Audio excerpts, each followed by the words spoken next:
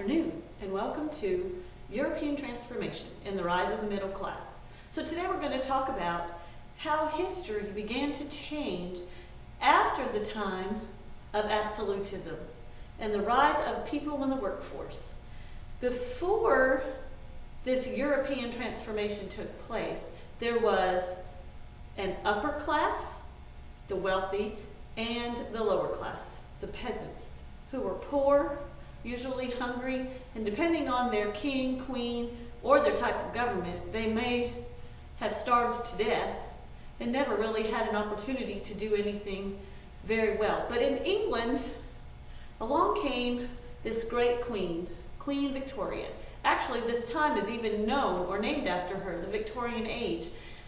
She brought about a love for her subjects. Not only did she love them, but they loved her. And so through that, she began to provide for them an opportunity to grow and to do great things. So they began in the industrial age, the time when factories were popping up all over England and people were going to work. And so then the wealthy would start the factories, but they would have to hire people, and then these people would come in and work, and it would be the beginning of the middle class as we know it today. Those people in the middle who actually keep our economy moving. They go to work every day, they provide jobs for other people.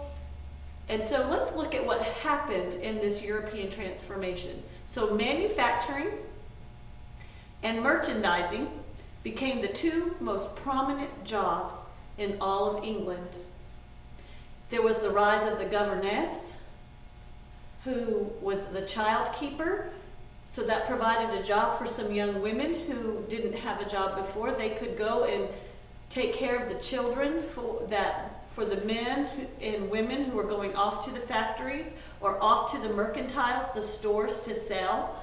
We also saw that they would begin to build these homes. Either they would rent a house or they would buy a house, usually with 3 or 4 bedrooms. And in order to show that they were prospering, the idea was to make the outside ornate and to fill the inside with as much furniture as they could possibly put on the floor, and the walls were covered with art so that they could put forth this positive attitude of what was happening in this newly found middle class. We also find that there was so much optimism in the land. The people were happy, they were spending money, and they were looking at a brighter future.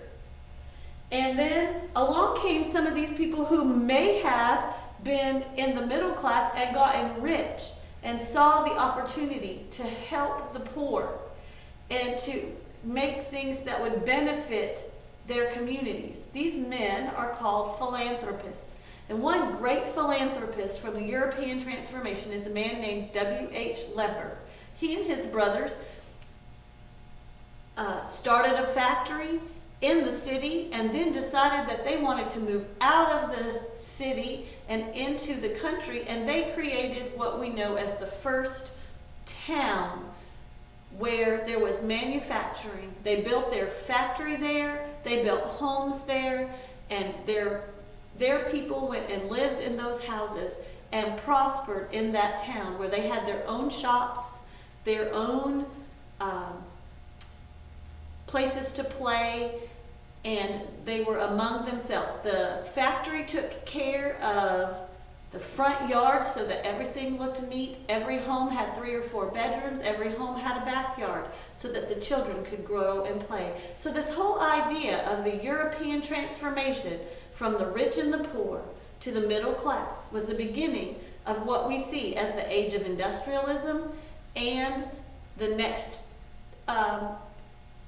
idea after that, nationalism, where we begin to find out how these people developed a love for their land and their country.